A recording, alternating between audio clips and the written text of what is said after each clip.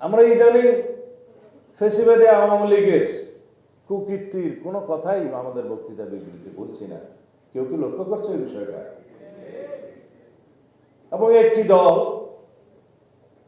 আওয়ামী লীগের ভোট প্রাপ্তির জন্য আওয়ামী লীগের বিরুদ্ধে একটি শব্দ উচ্চারণ করে না। আমাদের গ্রামের ভাষায় কথা বলে যে বাসুরের নাম মুখে নেওয়া যায় না। এখন সেই দলটি আওয়ামী লীগের ভোট টানার জন্য তাদের যে ভূমিকা সেটা জনগণের সামনে উন্মোচন করেছে।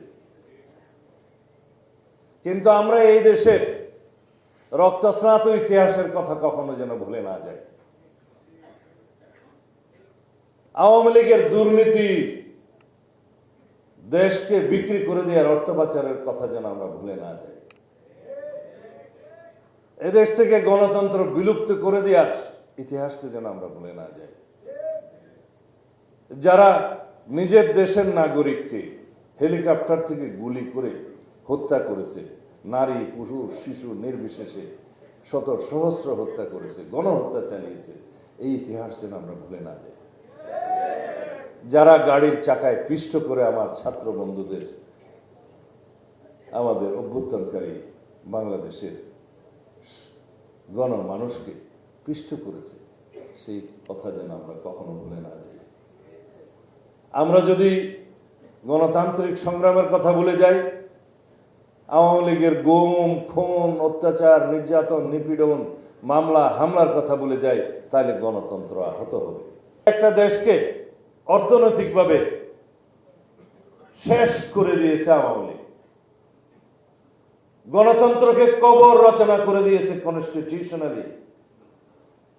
ব্যক্তিতান্ত্রিক এবং দলতান্ত্রিক স্বৈরতান্ত্রিকতা ফেসিবাদী সিস্টেম প্রতিষ্ঠা করেছিল আওয়ামী লীগ।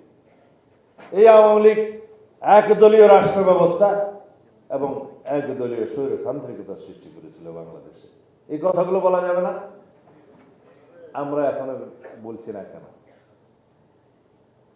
যারা আওয়ামী লীগের ভোট প্রার্থনা করছে তারা না বলুক, আমরা জনগণের সামনে এই কথাগুলো বলবো যে এখান থেকে আমাদেরকে বাংলাদেশকে আবার দাঁড় করাতে হবে, টেনে তুলতে হবে।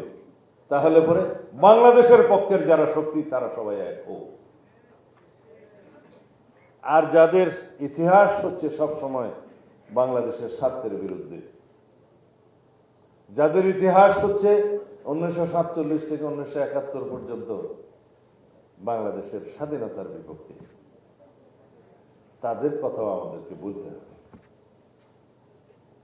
যারা এনিয়ে বিনিয়ে বলছে যে তারা মুক্তিযুদ্ধের পক্ষে ছিলেন, তা আমরা মাঝে মধ্যে জিজ্ঞেস করি সেই মুক্তিযুদ্ধটা কি পাকিস্তানের পক্ষে ছিল? সেটা আমাদের ছাত্র বন্ধুরা ভালো মতো বলতে পারবে জনগণের সামনে। কিছুদিন পরে তারা হয়তো বলবে যে তারাই একমাত্র মুক্তিযুদ্ধ করেছিল, আমরা করিনি। এরকম অনেক বক্তব্য আপনারা ভোটের ময়দানে শুনতে পাবেন। কিন্তু বাংলাদেশের জনগণ অনেক সচেতন। এখন আর ধর্মের বিড়ি বিক্রি করে বাংলাদেশের জনগণের সামনে ভোট চাওয়া যাবে না।